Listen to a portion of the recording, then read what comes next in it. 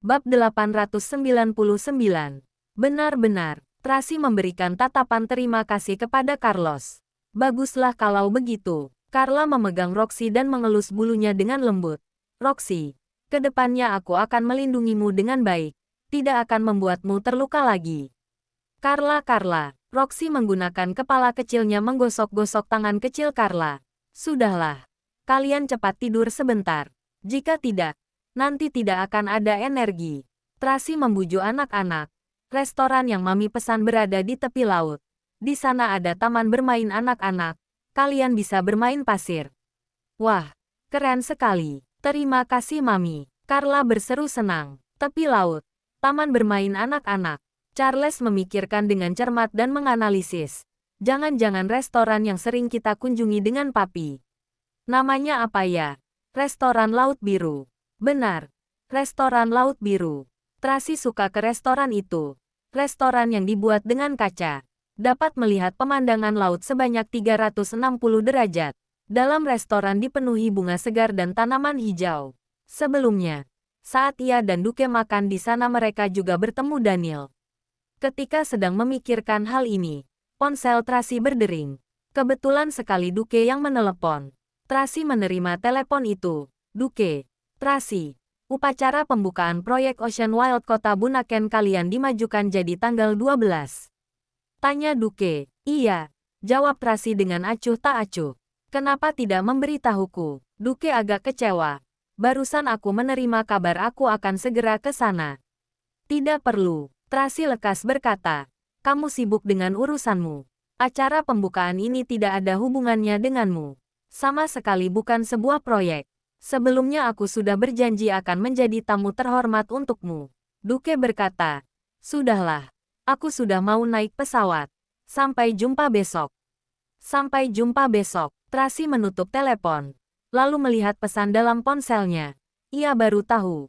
Pagi-pagi sekali Lorenzo telah meluncurkan serangan mempersulit grup Wollens. Tampaknya beberapa hari ini Daniel akan sibuk. Bagus juga. Jadi tak punya waktu berebutan anak dengannya. Tracy meletakkan ponsel lanjut membujuk anak-anak. Carlos, Charles, Carla, perjalanan kita masih 1 jam ke restoran. Kalian cepat tidur sebentar. Baiklah, Mami. Charles dan Carla sangat patuh. Mereka lekas kembali ke ranjang kecil mereka dan mulai tertidur. Carlos masih mengoperasikan tabletnya. Ia berbicara tanpa mengangkat kepala. Mami, aku sedang membantu Papi menyelesaikan masalah produk barunya. Kamu baru umur berapa? Biar papimu yang urus masalah ini. Tracy tidak ingin anaknya kelelahan. Tidak apa. Akhir-akhir ini Papi sedang banyak masalah. Aku ingin membantunya. Gerakan tangan kecil Carlos sangat cepat. Matanya terus menatap layar tablet. Sama sekali tak teralihkan. Tracy melihat ia yang gigih. Tidak lagi penasaran. Hanya memberikannya segelas jus. Lalu menemaninya di samping. 3 anak dan 2 ekor binatang peliharaan di sisinya. Tracy merasa hatinya begitu tenang dan hangat. Ia hanya berharap waktu dapat berjalan agak lambat. Dapat menemani anak-anak tumbuh dewasa. Beberapa hari ini, banyak pecahan memori masa lalu yang telah diingatnya. Semuanya adalah kehidupan membahagiakan mereka berenam. Memorinya sedang berangsur-angur kembali. Nona Tracy. Tiba-tiba Naomi menunjuk keluar jendela dan berseru. Tracy menoleh kepala melihat. Mobil off-road milik keluarga Wollens melaju dari samping. Mobil itu baru saja mengalami tabrakan hebat. Jendela mobil belakang pecah. Melalui jendela mobil, Tracy melihat sebuah wajah familiar. Linda. Linda juga memerhatikan mobil di sebelahnya. Ia menoleh ke belakang. Hanya saja, jendela mobil Rolls-Royce keluarga Moore tidak dapat terlihat dari luar. Linda tidak bisa melihat orang di dalam. Lalu ia bertanya, apa ini mobil Daniel? Bukan. Bawahan yang duduk di kursi penumpang depan menoleh. Mobil keluarga Moore. Begitu Linda mendengarnya wajahnya berubah. Bab 900. Dari dalam Rolls-Royce, Tracy mengernyitkan kening dengan erat. Tatapannya pun menjadi dingin. Barusan adalah mobil keluarga Wollens. Naomi mengatakannya dengan spontan. Setelah berbicara, ia melihat Carlos lalu lekas menutup mulut. Kening kecil Carlos berkerut.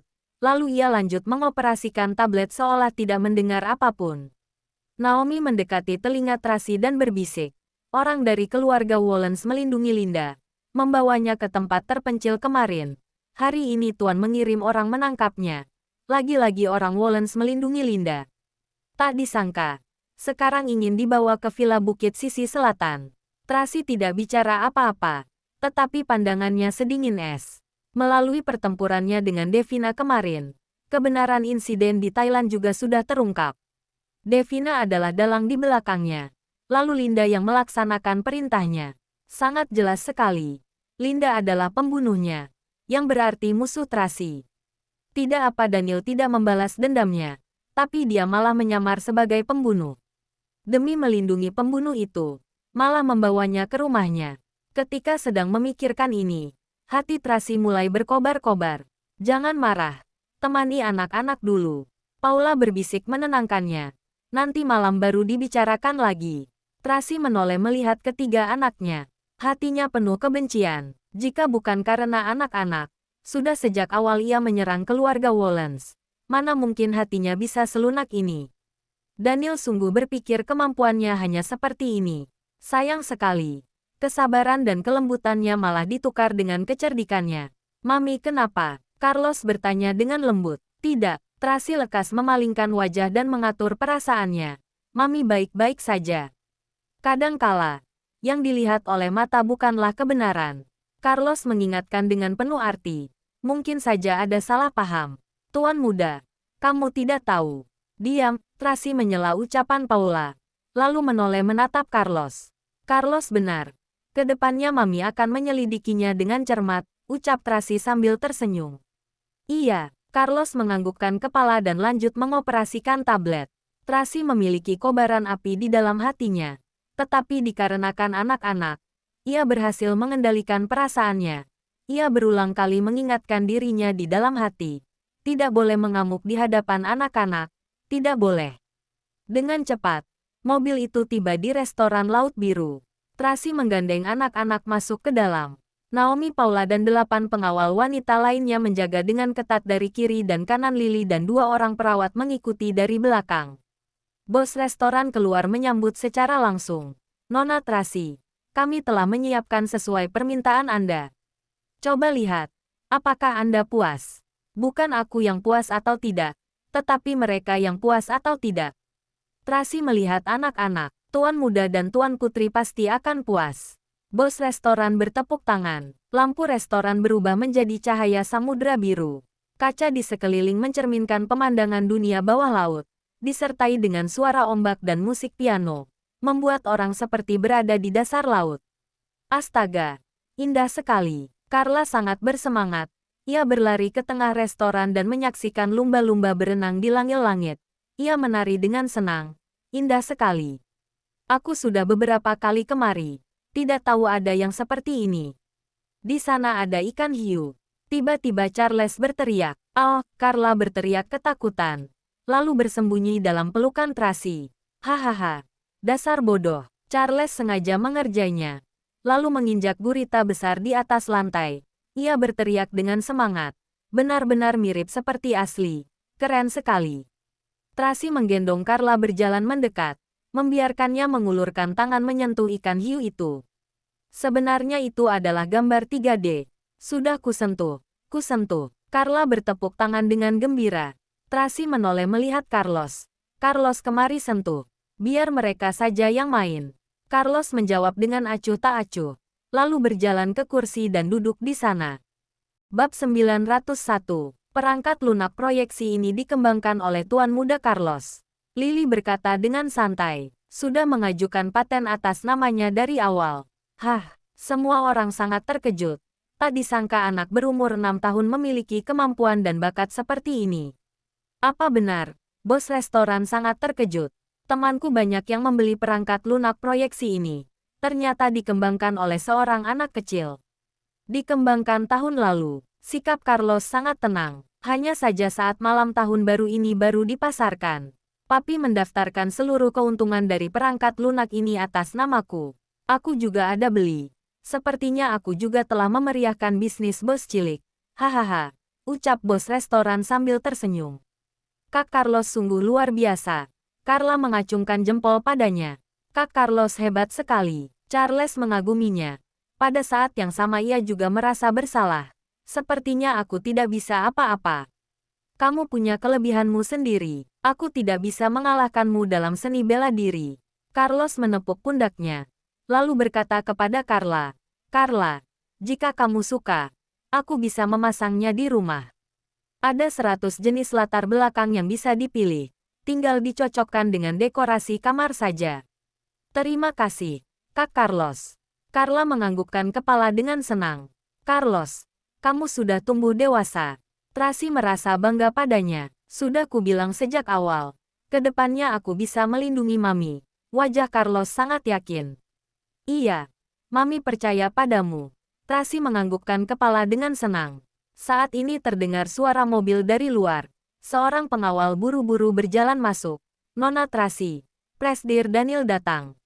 Untuk apa dia kemari? Tracy mengerutkan kening. Bos, kamu tidak memberitahu orang lain bahwa kami telah memesan satu tempat ini, tanya Naomi. Biasanya Presdir Daniel akan memberitahuku terlebih dahulu sebelum datang. Tapi hari ini tidak. Mungkin karena tiba-tiba. Jadi aku tidak sempat membicarakannya. Bos agak gelisah. Selain itu, aku juga tidak berani mengusir pelanggan. Kamu, sudahlah. Tracy bergumam sambil mengernyitkan kening. Lalu mengatur bos restoran. Matikan proyeksi itu dan pesan makan dulu. Baiklah, baiklah. Bos lekas memberi perintah. Lalu buru-buru pergi menyambut Daniel. Daniel turun dari mobil. Ketika melihat mobil keluarga Moore, dia terkejut. Awalnya ia ingin pergi. Tetapi pengawal wanita di depan pintu sudah masuk memberi laporan. Daniel, kenapa? Johnson melihat raut wajahnya juga. Ia bertanya-tanya dengan penuh perhatian. Bagaimana jika kita ganti tempat saja? Victoria menggunakan bahasa isyarat. Dia pernah bertemu dengan Tracy di Taman Luke Hills. Tentu saja dia mengenali mobil keluarga Moore. Tidak perlu. Daniel langsung berjalan masuk ke dalam restoran. Jika di saat ini menghindarinya, malah akan terlihat lebih bersalah. Presdir Daniel, selamat datang. Bos restoran keluar menyambutnya dengan hormat. Restoran hari ini telah kedatangan 2 tamu terhormat. Saya benar-benar. Papi. Carla yang sedang bermain di ruang tengah melihat Daniel. Ia lekas berlari mendekatinya dengan antusias. Apa Mami yang memintamu datang? Daniel menarik tangan kecil Carla. Lalu kepalanya mendongak dan dia bertemu dengan tatapan dinginnya Tracy. Kemudian pandangan Tracy berhenti pada Victoria yang berada di belakang Daniel. Victoria agak ketakutan. Ia berdiri di samping Daniel dengan gugup, membuat mereka berdua semakin dekat. Papi, Charles yang sedang bermain balok di samping juga melihat Daniel. Ketika dia hendak berlari mendekat, dia menghentikan langkah kakinya begitu melihat Victoria di belakang Daniel. Lalu, dia memandang Tracy, kemudian memandang Carlos. Charles, Carla, kemari. Carlos yang berbicara. Charles lekas berlari dan duduk di samping Carlos. Ia menatap Daniel dengan cemas. Carla juga melepaskan tangan Daniel, lalu pergi duduk di samping Tracy. Ia mengarahkan kepala dan melirik Daniel diam-diam. Papi, urus pekerjaan saja dulu. Carlos melirik sekilas ke Tracy, lalu berkata kepada Daniel, kurasa ini berkaitan dengan reputasi perusahaan. Jadi papi butuh verifikasi dari kakek Johnson dan bibi Victoria. Makanya mengajak mereka bertemukan. Benar. Daniel memuji Eki putranya di dalam hati. Anaknya membantunya lepas dari kesulitan.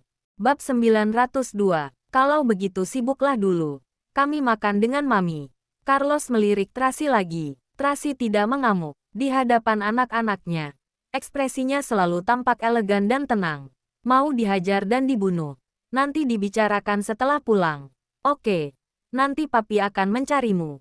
Daniel menatap Carlos dengan tatapan terima kasih. Lalu ia pergi menuju tempat duduk. Victoria mengikuti Daniel dari belakang. Ia tampak seperti wanita yang lemah dan butuh sandaran pria. Naomi dan Paula kesal ketika melihat mereka berdua. Hartono mendongak melirik Paula sekilas. Lalu lekas menundukkan kepala. Ryan juga melirik Naomi sekilas. Lalu matanya melihat ke bawah. Ia tampak acuh tak acuh. Hanya ada kerutan di dahinya. Mami. Di sini sepertinya makanan laut dan makanan barat. Seharusnya tidak ada masakan pedas dan daging panggang yang diinginkan Charles dan Carla kan? Carlos sengaja mencairkan suasana canggung ini. Ada. Mami sudah minta bos menyiapkan. Tracy memberi kode tangan. Naomi lekas meminta. Carlos, kamu ingin makan apa? Tanya Tracy. Aku ingin makan pangsit. Carlos bermanjaan dengan Mami. Dulu pangsit buatan Mami sangat enak. Tidak tahu bagaimana rasa pangsit di restoran ini. Kalau begitu Mami sendiri yang akan membuatnya untukmu. Tracy lekas berkata. Tapi, Mami sudah lama sekali tidak membuat pangsit. Jika tidak enak, mohon dimaklumi ya. Tentu saja, Carlos sangat senang. Selama itu buatan Mami, aku akan sangat menyukainya. Aku juga ingin makan pangsit buatan Mami. Charles agak antusias. Sudah lama sekali aku tidak makan. Aku masih ingat rasa pangsit saat dulu. Aku juga. Aku juga. Carla menjilat bibirnya dan mendekatkan wajah kecilnya. Mami, coba lihat. Air liurku sudah mau menetes keluar. Hahaha. Tracy mengecup Carla sejenak, lalu mencubit pipi Charles dan mengelus kepala Carlos. Perhatian Daniel selalu melekat pada Tracy dan anak-anak. Ia sudah lama sekali tidak melihat adegan begitu bahagia dan hangat ini. Anak baik, kalian main di sini dulu ya. Mami ke dapur menyiapkan pangsit. Tracy melipat lengan bajunya dan berjalan menuju dapur. Ia memerintah bos, siapkan kulit pangsit dan daging tanpa lemak. Aku ingin membuat pangsit, Nona Tracy. Tidak ada kulit pangsit, tapi ada tepung. Bagaimana jika menggunakan tepung dulu? Bos bertanya dengan hati-hati. Baiklah, cepat siapkan, desak Tracy. Baik-baik, bos ikas meminta koki menyiapkan bahan-bahan. Daniel. Setelah Johnson memanggilnya 3 kali, Daniel baru melepaskan diri dari Tracy. Ia menoleh kepala melihat Johnson. Atau, kita ganti tempat saja. Johnson merasa jika begini terus sama sekali tidak bisa membicarakan masalah bisnis dengan baik. Sebenarnya juga bukan masalah besar. Hari ini aku mencari kalian, karena ingin membicarakan konferensi pers hari ini. Daniel melirik jam tangan. Masih ada waktu. Kalian makan dulu. Setelah bicara, ia berdiri dan pergi. Johnson melihat Daniel berjalan menuju ke dapur. Ia mengernyitkan kening. Tracy sedang belajar menguleni adonan dari koki di dapur. Tepung-tepung itu mengotori wajahnya di hidung dan di mana-mana. Ia yang seperti ini agak mengurangi sedikit aura dominasi dan arogansinya. Daniel bersandar di pintu, memandangnya dengan lembut. Presdir Daniel. Bos restoran menyapa dengan hormat. Tracy menoleh melihatnya. Ia lekas mengernyitkan kening. Untuk apa kamu kemari? Aku ingin bicara denganmu. Daniel berjalan ke sampingnya. Mengenai masalah anak-anak. Sebelum ucapan Daniel selesai, Tracy tiba-tiba mengambil sebuah pisau dapur dan menodong ke leher Daniel. Ia berbicara dengan marah sambil menaikkan alis. Daniel, karena anak-anak di sini, makanya aku menahan diri untuk tidak menyentuhmu. Lebih baik kamu segera bawa kekasihmu itu dan enyahlah sejauh mungkin. Jika tidak, takutnya tanganku akan kehilangan kendali. Jalan. Bab 903. Kamu tidak akan tega. Daniel tampak tenang. Dadanya tetap membusung. Seolah yakin Tracy tidak akan berani padanya. Begitukah? Tracy mengarahkan pisau dapur ke bawah. Hati-hati. Seorang koki berteriak dengan panik. Pisau dapur ini sangat tajam. Aku mengasahnya setiap hari. Sayangnya sudah telat. Darah segar mulai menetes ke bawah perlahan. Daniel tertegun. Ia mengernyitkan kening. Kamu serius? Ketika melihat adegan ini, orang-orang di dapur tercengang. Bos restoran membelalakkan mata dengan terkejut. Ia membujuk dengan cemas. Presdir Tracy, bicaralah baik-baik. Bicaralah baik-baik. Keluar, perintah Tracy dengan marah. Baik, bos dan para koki lekas melarikan diri dari dapur. Tak lupa melapor kepada pengawal 2 keluarga yang berjaga di pintu dapur. Mereka berkelahi di dalam. Presdir Tracy menodong pisau ke leher Presdir Daniel. Oh, Naomi dan Paula saling bertatapan. Tidak ada respon. Kak Rian, Hartono cemas. Tenang, Rian meliriknya. Mengisyaratkannya agar tidak panik. Kalian tidak masuk ke dalam. Bos restoran memandang mereka dengan tercengang. Lanjutkan pekerjaanmu, ucap Rian dengan datar. Daniel, dengarkan aku baik-baik. Tracy memegang pisau dapur dan memperingatkan dengan penuh dominasi. Pertama, aku ingin mengambil hak asuh anak. Kedua, insiden Devina dan Linda yang meracuniku, membunuh Bibi Juni. Aku pasti akan balas dendam pada mereka. Tidak ada yang bisa melindungi mereka. Ketiga, kedepannya jangan bawa kekasihmu di hadapanku. Kamu ingin bersama siapa? Mencari banyak wanita. Itu tidak ada hubungannya denganku. Jangan kira kamu bisa memprovokasiku. Itu hanya akan membuatku semakin muak. Setelah bicara, ia melepaskan pisau dapur dan berteriak dengan marah, "Enyahlah." Daniel dengan keras menekan Tracy ke atas talenan, menahan kedua tangannya dan mengangkat kepalanya, lalu memberikan peringatan balik. Pertama, anak adalah milik kita berdua. Kamu adalah milikku. Tidak ada yang bisa merusak hubungan keluarga ini. Kedua, aku selalu menyelidiki insiden 2 tahun lalu dan mencari bukti. Begitu waktu yang tepat telah tiba, aku akan menegakkan keadilan untukmu.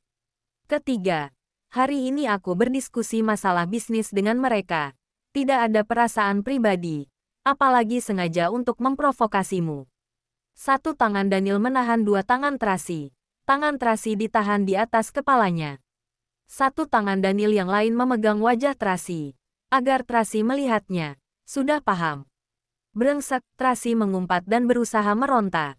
Meskipun keterampilan bela dirinya sudah lebih hebat dari dulu, tetapi ia masih tak mampu mengalahkan Daniel.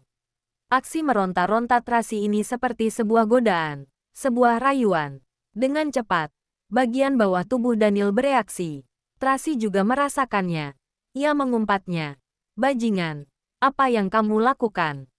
Lepaskan aku. Kamu berani bergerak lagi." Daniel mengernyitkan kening dan mengancamnya. "Percaya atau tidak, sekarang juga aku akan menghabisimu." "Kamu." Tracy kesal hingga wajah dan telinganya memerah. Tetapi ia tahu Daniel sangat mungkin melakukannya. Di saat ini, ada hasrat keinginan gelap di dalam mata Daniel. "Selama ini aku terlalu banyak menoleransimu, membebaskanmu. Kamu malah berani melukai suamimu." Daniel membelai lehernya. Tangan yang terkotori darah. Juga menamparkan bokong Tracy dengan bengis. "Begitu urusanku selesai, lihat bagaimana aku membereskanmu." Belum pasti siapa yang membereskan siapa.